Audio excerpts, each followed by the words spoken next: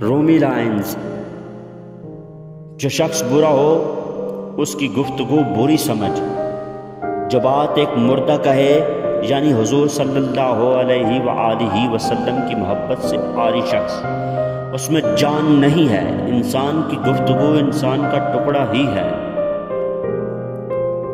اپنی آواز کے بجائے اپنے دلائل کو بلند کیجیے۔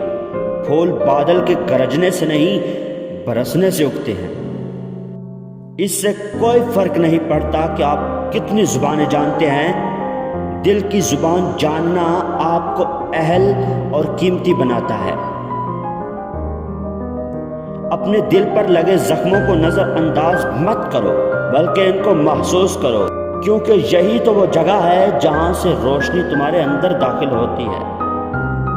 تمہارا کام محبت کی تلاش کرنا نہیں ہے، بلکہ اپنے اندر ان رکاوٹوں کو تلاش کرنا ہے جو تم نے محبت کے خلاف کھڑی کی ہیں۔ اگر تمہیں اپنے ارد گرد اندھیرا دکھائی دے رہا ہے تو ایک بار دوبارہ دیکھو، ہو سکتا ہے تم خود ہی روشنی ہو۔ میں نے شمس سے پوچھا کہ تصوف کیا ہے؟ اس نے کہا، دل میں خوشی محسوس کرنا جب دکھ ظاہر ہو۔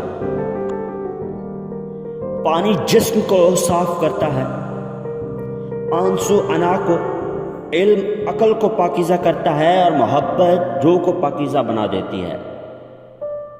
اگر تم خدا کو دیکھنا چاہتے ہو تو اس کا ایک طریقہ ہے کہ تم اپنے دل میں جھانک کے دیکھو، کیونکہ تمہارا دل ایک آئینہ ہے۔ اگر یہ بدی سے پاک ہو تو اس میں خدا بھی نظر آ سکتا ہے۔ میں نے خدا سے کہا، میں تمہیں جاننے سے پہلے نہیں مرنا چاہتا۔ خدا نے جواب دیا، جو مجھے جان گیا وہ کبھی نہیں مرتا۔